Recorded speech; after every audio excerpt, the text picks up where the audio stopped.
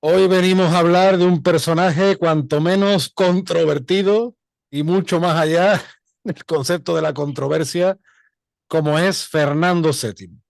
Todo, bueno, no solo la persona de Fernando VII, sino de su señor padre Carlos IV y de todo lo que, en fin, engloba aquella dificilísima época donde por desgracia se confirma la ruptura de la monarquía católica y unos hechos muy complejos que tanto el pana Emilio Acosta Ramos de Venezuela Provincial como yo creemos que se están simplificando y hasta falsificando, y eso no hace ningún bien a nuestra historia, ¿verdad, pana? Así es, Antonio. Bueno, antes que nada, como siempre, darte las gracias por la invitación a tu canal de YouTube, Antonio Moreno Ruiz. Sí, es un lapso del tiempo de nuestra historia que muchos autores han querido mitificarlo, ¿no? Y simplificarlo, como tú bien dices, ¿no? Se ha querido tergiversar todos los hechos, que son muchísimos hechos, ¿no? O sea, no solamente el lapso concreto de 1808 en adelante, porque esto viene de más atrás, ¿no? Hay que entender todo el contexto de la época para saber por qué se dieron estos movimientos, ¿no? Durante los años tan importantes como fueron de 1808 en adelante, ¿no? Para toda la monarquía hispánica. Así que bueno, trataremos de decir, ¿no? Bajo los hechos, la verdad, ¿no? Y fíjate qué interesante, por ejemplo, el historiador Rafael Sánchez Mantero, que fue profesor mío de historia moderna, él siempre dice, si en algo se caracteriza la imagen que Fernando VII ha dejado a la posteridad, es en el unánime juicio negativo que han merecido los historiadores de ayer y de hoy que han estudiado su reinado. Resulta lógico entender que la historiografía liberal fuese inmisericordia con aquel que intentó acabar con los principios y leyes triunfantes en las cortes gaditanas. La historiografía sobre Fernando VII ha ido evolucionando de tal manera que los estudios recientes han abandonado las diatribas decimonónicas para presentar un panorama más equilibrado. La historia reciente considera a Fernando VII simplemente como un rey con muy escasa capacidad para enfrentarse a los tiempos en los que le tocó reinar. Con todo, resulta difícil encontrar algún estudio, ya sea del pasado o del presente, en el que la figura de este monarca genere la más mínima simpatía o atractivo. Sin duda ha sido el monarca que peor trato ha recibido por parte de la historiografía en toda la historia de España. Bueno, yo creo que poco más o menos ilustra lo que venimos a decir, ¿no? Sí, totalmente de acuerdo contigo. Es más, otro historiador que creo que es el más, por decirlo, especialista en la figura de Fernando VII como Emilio de la Parra, él va también por esos derroteros, ¿no? Dice Emilio de la Parra que la imagen de Fernando VII es muy deteriorada, incluso peyorativa. Ha sido una construcción fundamentalmente posterior a su reinado, ¿no? Porque hay que decirlo que Fernando VII, mientras reinó, fue muy popular, inclusive se le llamó el deseado, ¿no? Y también dice Emilio de la Parra que los españoles tenían una imagen muy positiva de él, ¿no? O sea, todo ha sido una construcción muy posterior. Pero hay que ver qué es lo que estaba sucediendo en aquel momento dentro del Imperio Español, ¿no? A principios del siglo XIX. Uh -huh. Y es que la monarquía hispánica se verá envuelta en la guerra anglo-española, luego de que en el Cabo de Santa María una flota británica atacara a una escuadra española que transportaba mercancías desde América, ¿no? Y España buscará, pues, aliarse con Francia, ¿no? Para hacerle frente. Es la única potencia que tiene los mismos objetivos de hacerle frente a Inglaterra, por eso es que se busca esta alianza. Y en 1805 la situación era difícil, ya que recordemos que España estaba teniendo problemas para atravesar el Atlántico, ¿no? Y en 1806 y en 1807 el Reino Unido intentó tomar el puerto de Buenos Aires, y en octubre de 1807 Napoleón decidió invadir a Portugal, la aliada de Inglaterra, porque Napoleón buscaba bloquear el comercio inglés, ¿no? Pero Napoleón necesitaba la ayuda de España para invadir Portugal, ¿no? Uh Pasar sus -huh. tropas por tierra. Y Godoy, el ministro de Carlos IV, pues cooperó, ¿no? Debido al bloqueo inglés a Buenos Aires y a todo el problema para pasar por el Atlántico, y es firmado el Tratado de Fontainebleau, ¿no? Que España esperaba asegurar con este tratado el sur de Portugal para sí mismo, y Godoy, pues, se le daría la parte norte de Portugal y sería nombrado rey de ahí, de ese territorio. Y bueno, los franceses se quedarían con lo que es el centro. Y el historiador Francisco Núñez del Arco habla de una cláusula secreta que tú la conoces mejor que yo, ¿no, Antonio? Sí, en la que Napoleón se compromete a reconocer a Carlos IV como emperador de las dos Américas. Y Francisco Núñez del Arco hace hincapié en esa expresión porque, aunque sí es verdad que hay alguna referencia a la palabra emperador, imperio, pero en la documentación oficial se evita esa palabra. Siempre son reyes, monarquía católica, reinos de India, corona de Castilla. Siempre hay veces que sí, que se habla de incluso del imperio del Perú, o hace poco salió una litografía de Fernando VI por las redes, ¿no? Como también se le nombra imperio, emperador. Pero esa cláusula de emperador de las dos Américas, lo que confirma es que Carlos IV, poco después de ese tratado, iba a llevar a cabo esa reforma política que ya estaba planeándose en la Corte de Madrid desde los tiempos del Conde de Aranda. ¿No es cierto? De llevar príncipes españoles a los virreinatos americanos y formar un equipo de gobierno mixto, por así decirlo. Godoy hablaba de una soberanía feudal. Entonces, claro, pues Santo Domingo, Cuba y Puerto Rico permanecerían con la España europea como puente hacia los grandes reinos de Nueva España, Perú, Río de la Plata y Nueva Granada, y habría un tratado diplomático, militar y económico, o sea, lo que hoy en día se conoce como una Commonwealth, ¿no?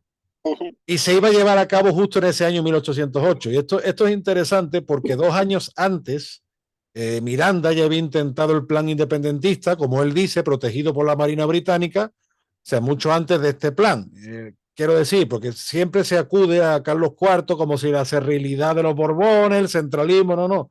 Precisamente los Borbones eran conscientes de que la monarquía tenía que evolucionar hacia otro modelo y se iba a llevar a cabo justamente y casualmente cuando Napoleón invade la península.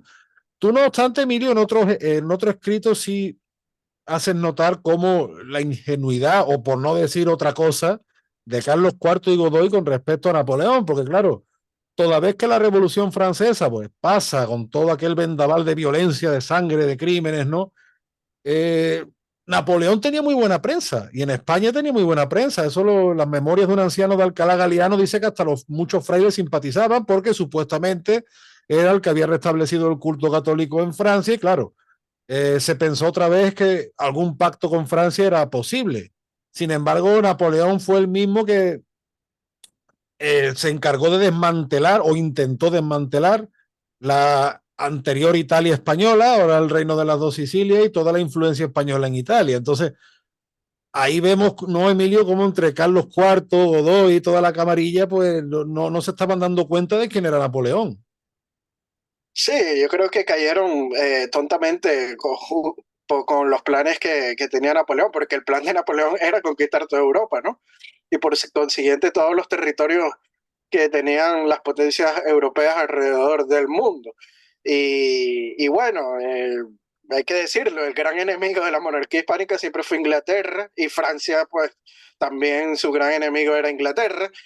Y bueno, el enemigo de mi enemigo es mi amigo, ¿no? Se trató de usar y bueno, se confió en Napoleón porque estaba restaurando otra vez lo que es un estado monárquico, ¿no? En la Francia y la religión católica, como bien dice, se le veía con buenos ojos, pero en el fondo, bueno, era un tipo que quería el poder para sí, ¿no? Y bueno, como tú bien dices, las tropas napoleónicas al tratar de invadir Portugal, iniciaron la ocupación estratégica de España, ¿no? Y el plan se derrumba, este plan de la cláusula secreta, como bien señala Francisco Núñez del Arco en su libro Quito fue España, ¿no? Y bueno, la ocupación de las tropas francesas de varias ciudades españolas no es bien vista por la población, ¿no? Por el pueblo. Y Mm. despierta también temor en la corte, porque están viendo que el plan no se está llevando a cabo, ¿no? Y los consejeros del príncipe de Asturias, el futuro Fernando VII, conspiran para derrocar a Carlos IV viendo todas estas aguas revueltas, ¿no?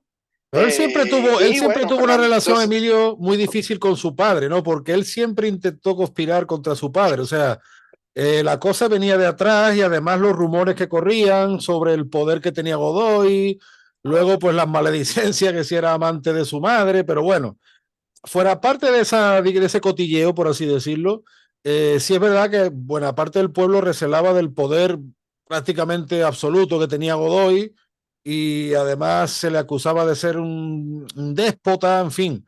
Fernando VII ya venía fraguándose ahí en ese mundo de conspiración, ¿no? Sí, claro, hay que decirlo, Fernando VII quería la corona para sí mismo, ¿no? Y aprovechó que el pueblo estaba viendo con malos ojos todos estos pasos que se estaban dando por culpa de Godoy, ¿no?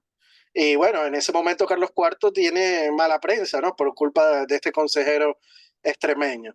Pero bueno, Fernando VII trata de derrocar a Carlos IV en aquel plan del Escorial, ¿no? Y bueno, al final son descubiertos y el rey Carlos IV pues perdona a su hijo que apoya la conspiración y todo el resto de consejeros de Fernando VII son absueltos, ¿no?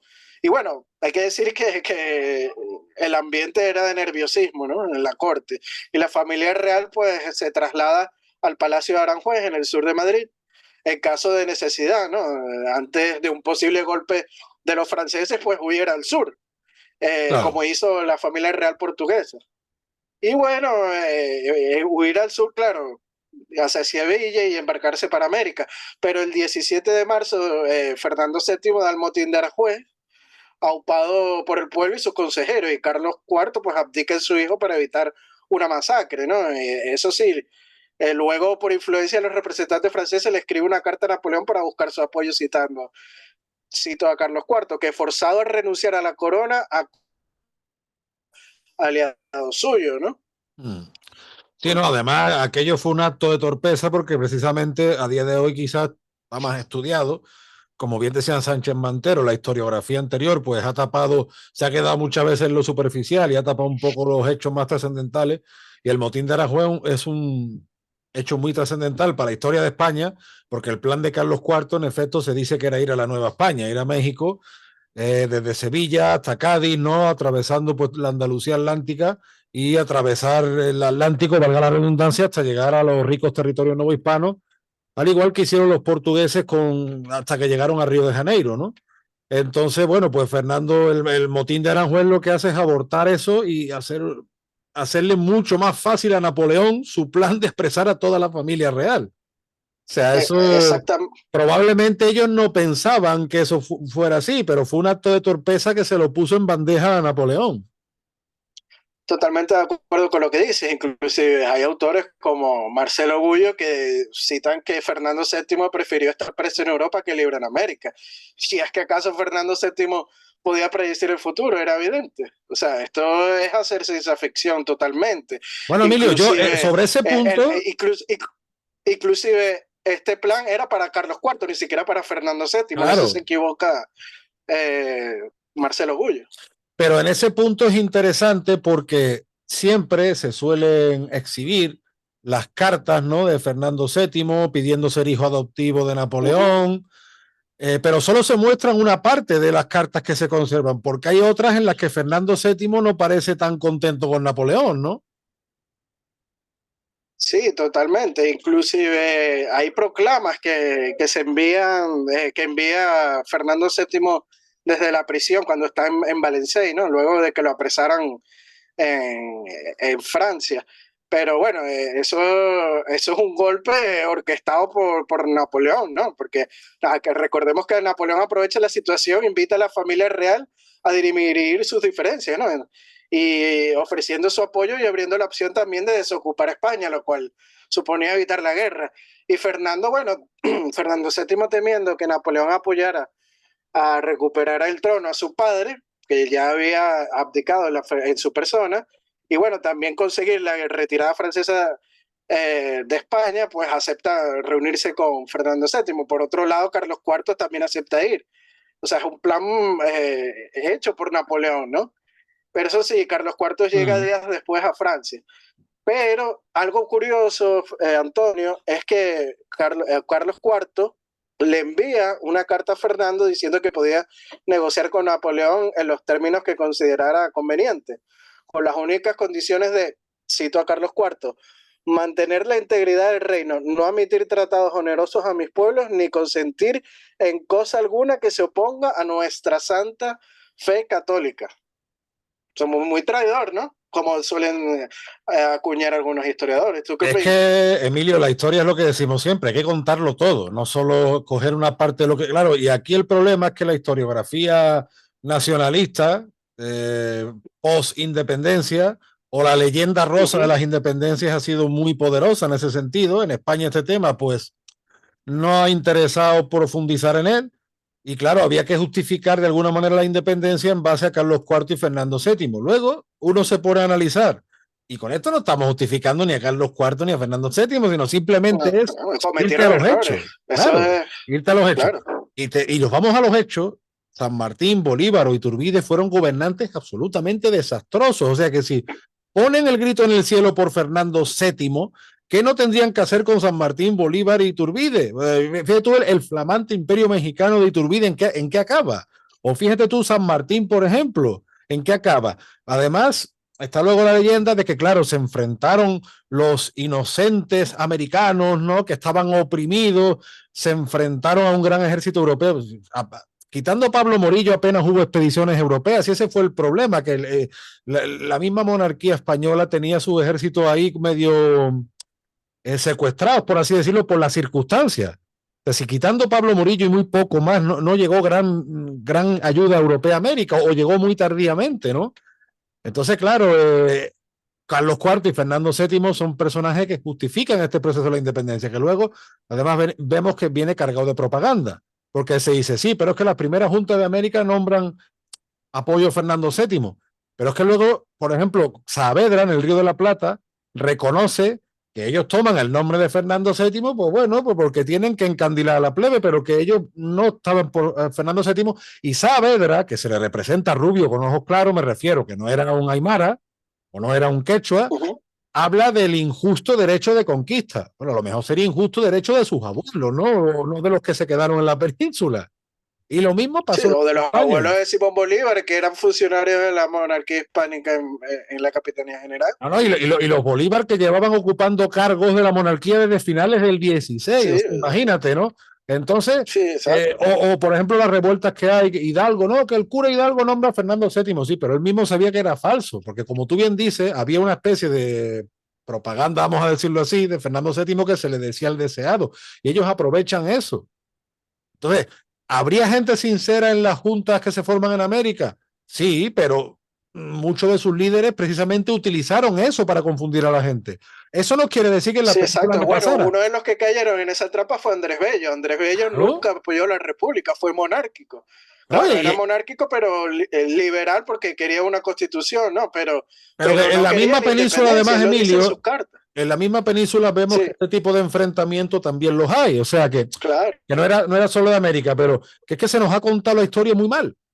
Y es lo que decimos siempre, uno de los problemas que tenemos los hispanos con respecto a nuestra historia es la incomprensión, porque se nos ha contado la historia muy mal, y si bien ni Carlos IV ni Fernando VII han sido los mejores reyes de la historia de España, las cosas hay que contarlas como son. Sí, totalmente de acuerdo. Y bueno, muchos dicen que no, que fueron traidores porque se fueron a Francia a regalar a España y a sus posesiones, pero es que eso fue un plan hecho por Napoleón, una trampa. Y bueno, al parecer cuando llega Fernando VII a Vitoria, esto es en el norte de España, en el País Vasco, el 14 de abril existieron algunas dudas sobre si cruzar la frontera, ¿no? O sea, ya se había enviado tres grandes de España por delante, ¿no? Para cumplimentar a Napoleón, como lo fueron Frías, Medichanelli y Fernán Núñez. Y le informaron a Fernando VII de los rumores en Bayona sobre un proyecto de Napoleón de destronar a los Borbones, pero Fernando VII se arriesga y opta por ir, ¿no? Incluso uno de los representantes franceses que estaba con Fernando VII, que es Champagny, se le señala en una carta a Napoleón citando que Fernando VII exclamó lo siguiente, cito, ¿qué duda cabe que soy prisionero de Napoleón? Pues no me he de quitar la corona, sino con la vida. Claro, él lo dice porque las tropas francesas están en España y trata de que salgan de España y también asegurarse la corona, por eso es que va. Y bueno, esta frase también fue utilizada como propaganda posteriormente durante la Guerra de Independencia. Y bueno, una vez estando padre e hijo en Bayona, o sea, Carlos y Fernando en Bayona, Napoleón se propuso obtener la corona para sí, ¿no? O sea, Fernando cae en la trampa de Napoleón junto al resto de la familia real y son apresados. Y bueno, los consejeros que están ahí con los reyes redactarán una carta al dictado de Napoleón y la envían a la Junta de Gobierno que se había creado en ausencia del rey. Y cita lo siguiente: como el rey se halla, por decirlo así, en poder del emperador y no es posible tomar resolución alguna sin comprometer su propia seguridad, es preciso meditar mucho lo que se debe responder y aunque hasta ahora no se ha convenido, me manda su majestad trasladarlo a la Junta con mucha reserva para que se haya enterado de ello y redoble la actividad a fin de que no se altere lo más mínimo la tranquilidad pública, pues al menor asomo de insurrección peligra mucho la seguridad del rey y de los mismos pueblos. Aquí claramente se ve que Napoleón amenaza de muerte al propio Fernando con empezar una guerra. O Mm. sea, en principio hay que decirlo así.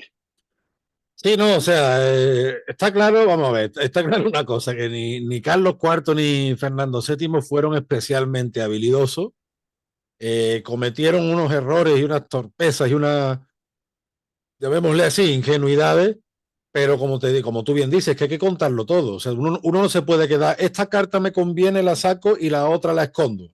Uh -huh. Igual que no te puedes quedar en, claro, yo leo la proclama de las juntas, pero luego lo que decía Saavedra lo escondo. No, no, no. La historia hay que contarla toda y hay que hacerla toda. Luego, si es verdad, el Fernando VII como gobernante fue desastroso. Y fíjate su mujer, Cristina, ¿no? Al Uh poco -huh. de morir él, yo creo que no duró ni un año, se casó, se volvió a casar, hizo negocio con el tráfico de esclavos. En fin, por desgracia estamos en una época dramática para la historia de España, que España tardó muchísimo en remontar el vuelo y nunca lo remontó realmente como una potencia. Una vez hablamos, Emilio, de la Uh -huh. oportunidad que fue la anexión dominicana, que fue una gran oportunidad desaprovechada, una de tantas en ese siglo XIX. Y claro, hay muchas cosas del gobierno de Fernando VII que explican esa deriva. Lo que a mí sí me llama la atención es que en la América española la cosa no fue a mejor con la independencia, porque si vemos que España tiene una serie de problemas, y como dice Francisco Núñez del Arco, a pesar de los pesares, Fernando VII, aunque hizo, en fin, cosas, por ejemplo, darle el toisón de oro a Wellington, que Wellington es un personaje igual para la historia de España, que él decía solidarizarse con España en las guerras contra Bolívar y demás, pero le estaba enviando soldados a Bolívar. Y un tipo que no era ni católico y le concedes el toisón de oro. Pero sí es verdad que dentro de todo evita que los Rothschild o los Rothschild o como se pronuncie y otra serie de oligarquías británicas se queden con lo que es la minería, con mucha producción española, que después de su muerte es cuando entran a saco. O sea, las minas de Huelva hasta principios del siglo XX eran factorías inglesas, donde incluso se celebraba el cumpleaños de la reina Victoria y demás. Por eso, entre otras cosas, Huelva es la cuna del fútbol en España. Lo que es Río Tinto y Huelva es la cuna del fútbol a finales del 19 por eso. Y sabemos que había ingleses y escoceses que eran socios del Círculo Mercantil de Sevilla y eso viene de una política que intenta evitar Fernando VII, pero que después, por desgracia, entra a saco, ¿no? Entonces, pero vemos eso, que en la América española la independencia no soluciona estos males, sino que es que los agrava. Claro, por supuesto que los agrava. Pero lo curioso es, como tú bien dices, pues hay historiadores y autores que es como que van para el supermercado, cogen esto y en base a su propaganda e ideología, pues escriben y dicen algunas cosas. Y es curioso porque luego de las abdicaciones de Bayona, ¿no? Que obligan a Fernando y a Carlos a abdicar en la figura de Napoleón bajo amenaza, como hemos leído anteriormente, que por cierto, las abdicaciones son apócrifas. No las firmaron ni Fernando ni Carlos IV, o sea que curiosidades, ¿no? Por no Pues decir sí, que otra cosa. pues sí. Y los historiadores citan mucho las cartas de Napoleón, como tú bien nombraste anteriormente, pero como bien dije, hay proclamas que envía desde la prisión en Valencia Fernando y los autores lo ponen en duda, ¿no? Y una de estas proclamas es muy importante, ¿no? La voy a leer. Eh, bueno, ajá, aquí está. Es una proclama que se llama Demostración de la Lealtad Española, en la que el rey alienta al pueblo español a levantarse en armas en contra de los franceses, ¿no? Y cita lo siguiente: un enemigo tan cruel y alevoso de que no es posible fiar jamás. Las amenazas de muerte de vuestro constante rey son un testimonio auténtico de la ambición de este monstruo y de la tiranía que los espera. O sea, esto sí no lo ponen en duda los historiadores, pero no las cartas de Napoleón. Es Que por que, cierto, las cartas de Napoleón, sí, que las no, cartas no, de Napoleón también son tergiversadas, porque nunca las ponen completas. Hay que claro, decirlo. La claro. carta esa de que pide que sea adoptado en abril de 1810 cita lo siguiente: Antonio, mi mayor deseo es ser hijo adoptivo de Su Majestad el Emperador, vuestro soberano, nuestro soberano. Yo me creo merecedor de esta opción, que verdaderamente haría la felicidad de mi vida, tanto por mi amor y afecto a la sagrada persona de Su Majestad, como por mi sumisión y entera obediencia a sus intenciones y deseos. Además, ansío salir de Valenciennes, porque esta habitación que por todos los lados se nos presenta desagradable por ningún título no es correspondiente. Como bien señala Fernando VII, los motivos de adulación a Napoleón son más que obvios, puro interés. Fernando VII se encuentra en una situación desagradable en su destierro. Inclusive muchos dicen, no, que Napoleón le dio dinero y unas rentas, ¿no? Pero a partir de septiembre de 1808, Napoleón se negó a sufragar los 400.000 francos anuales de rentas prometidas a Fernando VII, y lo que hizo fue que su nivel de vida fuera mucho más austero, ¿no? O sea, hay que decir las cosas como son. Sí, no, definitivamente. Hay muchos, muchos claroscuros en esta parte tan triste de nuestra historia que por temas propagandísticos no se ponen de relieve, como tú bien estás diciendo. Y bueno, por lo menos esperemos arrojar un poco de luz frente a esta parte, como te digo, no deja de ser una historia pues muy triste, muy, muy trágica. Luego, en fin, después del reinado de Fernando VII ya vimos lo que vino, lo que vino, perdón, ya no No, sé ni, pero vimos lo inclusive, que vino, Emilio, he inclusive dicho lo algunos, que vino, ya no sé ni lo que estoy hablando. pero es que inclusive algunos llaman traidor a Fernando VII por no querer negociar con los insurgentes en América. Pero lo cierto es que Fernando VII siempre luchó en la guerra por mantener la unidad del reino, teniendo el apoyo de la mayoría de las clases humildes americanas. Sí, bueno, sí es Entonces, cierto que su padre sí era partidario de hacer esa gran reforma y parece como que Fernando VII lo corta en seco, pero como tú bien dices, él nunca reconoció las independencias y España la reconoce mucho después de su muerte, ¿no? En fin, la verdad que es no, una inclusive parte, algunos citan algunas cartas de Bolívar queriéndose reconciliar con España, pero eh, eso es un documento anecdótico. Del hecho al trecho, o sea, te puedo decir muchas cosas, ¿no? bueno, y además eso ya en la parte final de su vida en la que muere totalmente arrepentido, porque eso hay que decirlo, o sea, se Igual que San oculta, Martín, se, que muchos también dicen, no, que San Martín dijo para poner a virrey de la Serna, y traer un príncipe Borbón, pero es que al final él se retira a Europa y le deja que Bolívar continúe la guerra. O sea, en verdad no quería ninguna unión con España, ni Bolívar quería una unión con España tampoco. no, no, y además el hecho de que los principales próceres, o incluido Miranda, Miranda muere diciendo que quiere ayudar a la reunión de Venezuela con su madre patria, pues bueno, si los próceres mueren arrepentidos, cosa que se ha ocultado, hombre, es que algo falló. O si Iturbide murió asesinado por los suyos, es que, o por los que decían ser los suyos, es que algo falló ahí, definitivamente. O sea, la culpa va más allá de las torpezas de Fernando VII. Pero bueno, como decimos, Carlos IV y Fernando VII son personajes muy, muy socorridos, son como sacos de boxeo, ¿no? En los que echarle todas las culpas y explicarlo todo. No, y si te pones a ver quienes gobernaban América durante los decisivos momentos de la emancipación, es la Junta de Regencia, ni siquiera Fernando VII.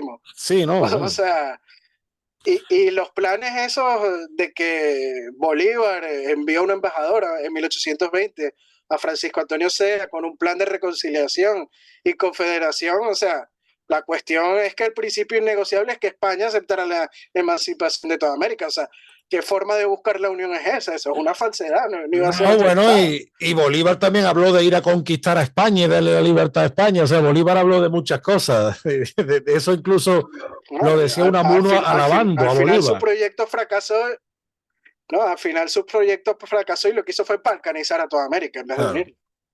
En fin, Emilio, pues como decíamos, esperamos haber arrojado un poco de luz en este asunto.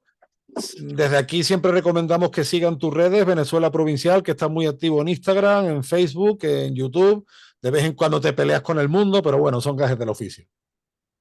No, bueno, si llegan algún indigenista o bolivariano insultando, pues lo mando camino de Guanajuato, ¿no? Sí, sí, llorando, bloqueado de una, pero bueno, se trata de contestar las cosas de la buena manera, bajo el respeto, ¿no? Y bueno, también recomendar a los seguidores de Venezuela Provincial seguir tu página en Facebook, que es página de Antonio Moreno Ruiz, y también en Twitter como un andaluz indiano, y suscribirse al canal de Antonio Moreno Ruiz en YouTube. Estamos en Instagram y Facebook, en Venezuela Provincial, donde siempre publicamos nuestros artículos de investigación histórica y aprovechamos para enviarle un saludo a nuestros Patreon, como son Gabriela Arrieta, Ángel Rodríguez Suárez, Juan Cristóbal García y José Alberto Gil. Martínez. Un Así que saludo bueno, para, aquellos que quieran ser mecenas de nosotros pueden hacerlo a través de la página de Patreon de Antonio Mariano Ruiz y de Venezuela Provincia. como dicen en el Perú, un saludo para la gentita. Así es, Antonio. Listo, pues nos vemos la semana que viene o cuando Dios provea y quiera con más material. Te mando un abrazo, Emilio, desde el puerto y la Así es. puerta de las Indias. Y yo otro desde la Villa y Corte de Madrid. Hasta la próxima, Antonio. Hasta la próxima, chao, chao.